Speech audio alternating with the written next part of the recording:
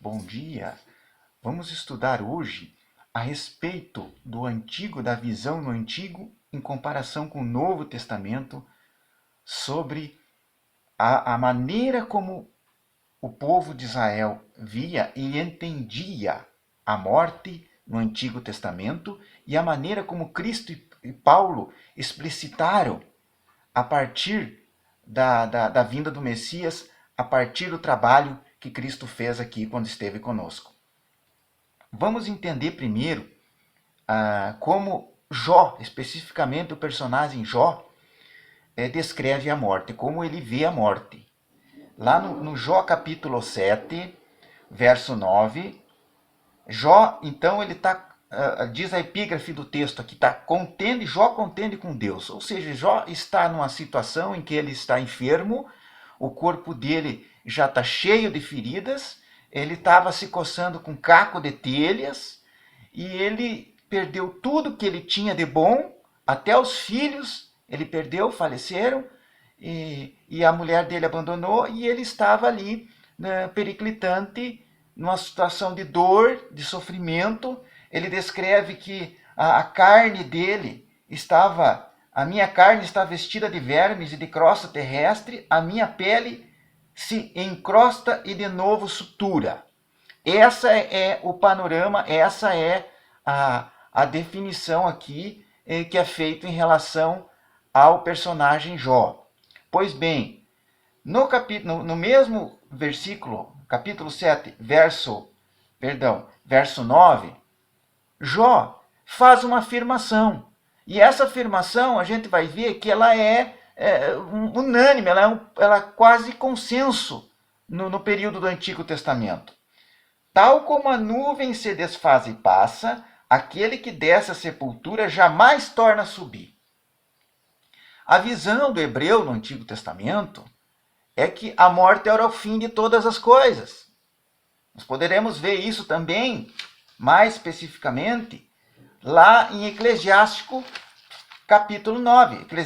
Eclesiastes, capítulo 9, verso 10, em que o autor ele descreve também a visão que ele tem da morte da seguinte forma: tudo quanto te vier a mão para fazer, faze-o conforme as tuas forças, porque no além, para onde tu vais, não há obra, nem projeto, nem conhecimento, nem sabedoria alguma. Ou seja, havia uma ignorância no Antigo Testamento, naquele tempo, antes da vinda de Cristo, a respeito do que se sucederia após o fim da vida humana, o fim da vida física, biológica, da forma como a gente percebe nos 5 sentidos. Havia uma ignorância, não se sabia. O trabalho de Deus na vida deles iria até a morte. Dali era o fim, a sepultura. Era o que no hebraico chamava-se Sheol. Era o mundo dos mortos. Então não se tinha conhecimento, era algo que para eles acabou. Terminou, a pessoa faleceu, acabou ali. Pois bem, aí Cristo veio a esclarecer justamente esse ponto. Mais esse ponto. Então, nós temos que entender o que eu sempre repito, a interpretação da palavra de maneira sistêmica, de maneira continuada e atemporal. O que quer dizer isso? É uma sequência. O Novo Testamento, ele completa o Antigo, ele é uma sequência do Antigo. Ele não é algo estanque, algo separado, algo alienado, uma nova história, não. Claro que ele vem demonstrar o amor de Deus pela humanidade de forma muito mais tenaz, muito intensa em relação ao Antigo Testamento. O Antigo Testamento, ele se baseava o culto a Deus em sacrifício de animais, em oferendas, ofertas. Era mais, digamos assim, distante a relação homem-Deus.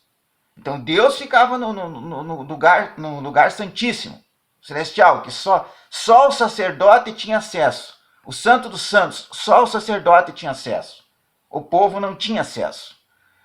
No Novo Testamento, isso mudou. O véu do templo foi rasgado.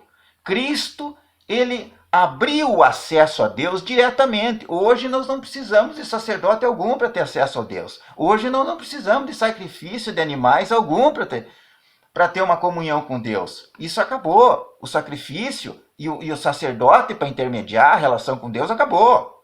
Acabou na pessoa de Cristo.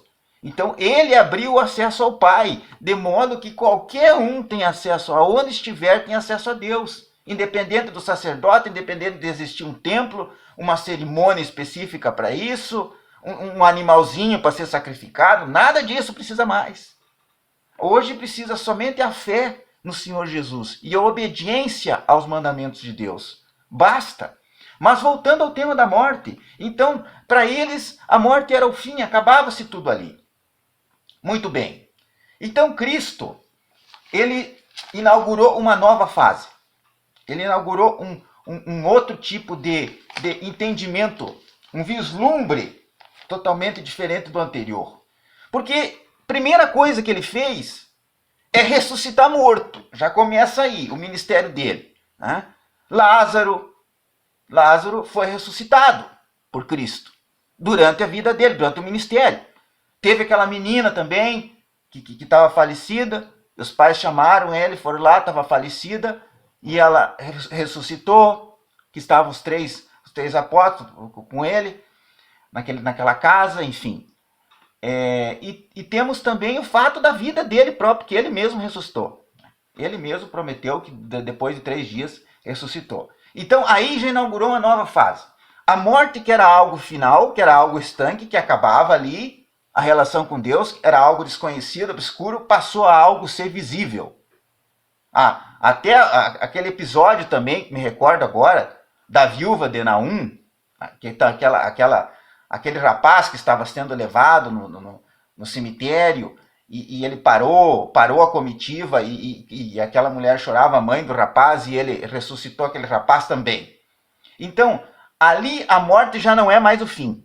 A morte é o começo, a partir de Cristo, porque ele começou a ressuscitar pessoas. Então eles viram que a morte já não acabava mais. A morte já não era mais o fim. Havia algo além, que era a vida espiritual. Ele mostrou, então, o caráter, o culto material a Deus que era feito, que era acreditado e feito, totalmente material, matéria. Animais, templo, sacerdote, matéria. Passou a ser um culto espiritual, um culto de ressurreição aos mortos, um culto que Cristo ressuscitava aos mortos, que ele próprio ressuscitou. E que ele prometeu que tem uma vida eterna, uma vida posterior, que todo aquele que nele crê e cumprir os mandamentos